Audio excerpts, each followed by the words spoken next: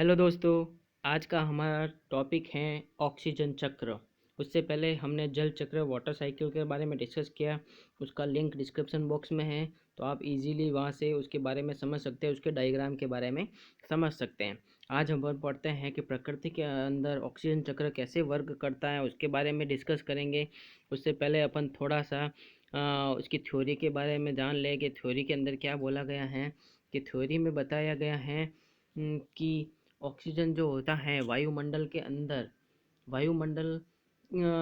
अंदर लगभग 21% ऑक्सीजन स्वतंत्र रूप से वायुमंडल में रहती है। आप लोगों को भी पता है। स्वच्छ एवं समुद्री जल में भी जल तथा कार्बन डाइऑक्साइड के रूप में ऑक्सीजन विद्यमान रहती है, ये आपको भी पता है। तो आपको क्या क्या पता है कि वायुमंडल में लगभग 21% ऑक्सीजन स्वतंत्र रूप में रहती है। स्वच्छ एवं समुद्री जल में भी जल तथा कार्बन डाइऑक्साइड के रूप में ऑक्सीजन रहती है।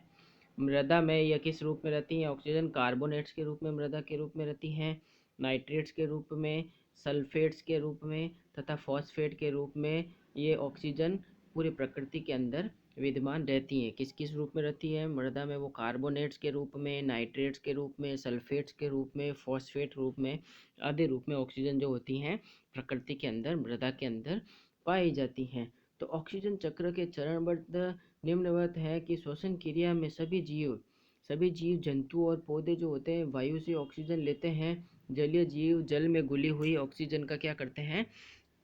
उपयोग करते हैं। तो क्या क्या होता है कि एक तो सभी जीव जो जंतु और पौधे वायु से ऑक्सीजन लेते हैं, जबकि जलीय जीव जल में घुली हुई ऑक्सीजन का श्वसन के रूप में उपयोग करते हैं। श्वसन क्रिया से कार्बन डाइऑक्साइड तथा जल बनता है, जो वायुमंडल में तथा जल मंडल में छोड़ दिया जाता है। मानव के क्रियाकलापों में ईंधनों के दहन में भी वायुमंडल की ऑक्सीजन व्यय होती है तथा कार्बन डाइऑक्साइड बनती है। तो ये हो गया श्वसन क्रिया से। इसके थ्योरी के बारे में अपन ने डिस्कस किया। अब अपन इसके चक्र के बारे में डिस्कस कर लेते हैं कि चक्र कैसे वर्क करता है, उसके बारे में अपन इसके अंदर पढ़ते हैं। तो प्रकृति में ऑक्सीजन चक्र में क्या होता है कि सबसे पहले तो वायुमंडलीय ऑक्सीजन होती है। नंबर 1 अगर लें अपन कि वायुमंडल में 21% ऑक्सीजन होती है। ऑक्सीजन को O2 से रिप्रेजेंट करते हैं। इस ऑक्सीजन का उपयोग अपन श्वसन क्रिया में करते हैं। पेड़ पौधे और जीव जंतु जो होते हैं इस ऑक्सीजन का श्वसन क्रिया के रूप में इसका उपयोग करते हैं। तो कैसे रिएक्शन होती है कि C6H12O6 ग्लूकोज जो होता है, खाना जो होता है, उसके साथ ऑक्सीजन अपन गैस के रूप में श्वसन करते हैं। तो ऑक्सीजन रिएक्शन करती है, तो उससे क्या क्या बनता है? कार्बन डाइऑक्साइड, जल और ऊर्जा का उपयोग बनता है। तो ऊर्जा का तो उपयोग जीव जंतु कर लेते हैं। जल जो होता है H2O वो प्रकृति के अंदर मिल जाता है। और कार्बन डाइऑक्साइड जो होती है गैस बचती है। देखो, कार्बन डाइऑक्साइड गैस बचती है। श्वसन के बाद क्या क्या बचा है? श्वसन के बाद कार्बन डाइऑक्साइड और जल बचा है। कार्बन डाइऑक्साइड का उपयोग कौन करता है? प्लांट्स करते हैं प्रकाश संश्लेषण के रूप में। और जल का उपयोग भी प्रकाश संश्लेषण के रूप में क्या कौन करते हैं?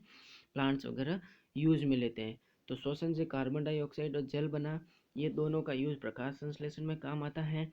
और प्रकाश संश्लेषण से क्या बनता है? ऑक्सीजन। एक रिएक्शन बनती है प्रकाश संश्लेषण अभिक्रिया में। जो कार्बन डाइऑक्साइड और जल का यूज हुआ, पौधों में क्लोरोफिल होता है और सूर्य का प्रकाश होता है। इससे क्या बनता है? ग्लूकोज बनता है। C6H12O6 ऑक्सीजन बनती है और जल बनता है। तो प्रकाश संश्लेषण में जो ऑक्सीजन बनती है वो वायुमंडल के अंदर मिल जाती है। ठीक है। उसके बाद जो कार्बनिक अणु ग्लूकोज बनता है वो कार्बनिक अणु होता है C6H12O6, जिनको जीव जंतु पेड़ पौधे भोजन के रूप में ग्रहण करते हैं। ठीक है। तो ये प्रक्रिया चलती रहती है। वायुमंडल से ऑक्सीजन का उपयोग होता है श्वसन के रूप में। श्वसन से जो कार्बन डाइऑक्साइड और जल बनती है, वो कार्बन डाइऑक्साइड जल का उपयोग पौधे वापस प्रकाश संश्लेषण के रूप में करते हैं। और प्रकाश संश्लेषण में वापस ग्लूकोज और ऑक्सीजन और जल बनता है। वो वापस ऑक्सीजन जो बनती है वो वायुमंडल में मिक्स हो जाती है। और ग्लूकोज का उपयोग वापस श्वसन में किया जाता है, जंतुओं के द्वारा खाने में किया जाता है और श्वसन में ग्लूकोज का उपयोग होता है। तो इस प्रकार ये चक्र निरंतर रूप से चलता रहता है। तो ऑक्सीजन वायुमंडल से श्वसन के रूप में, श्वसन से कार्बन डाइऑक्साइड वापस प्रकाश संश्लेषण के रूप में, और प्रकाश संश्लेषण से वापस वो ऑक्सीजन के रूप में मिल जाती हैं। तो इस प्रकार इस टॉपिक के अंदर अपन ने कार्बन ऑक्सीजन चक्र के बारे में डिस्कस किया, सिंपल सा ऑक्सीजन चक्र है। और इसके बाद अपन नेक्स्ट टॉपिक के अंदर कार्बन चक्र के बारे में डिस्कस करेंगे। Thank you.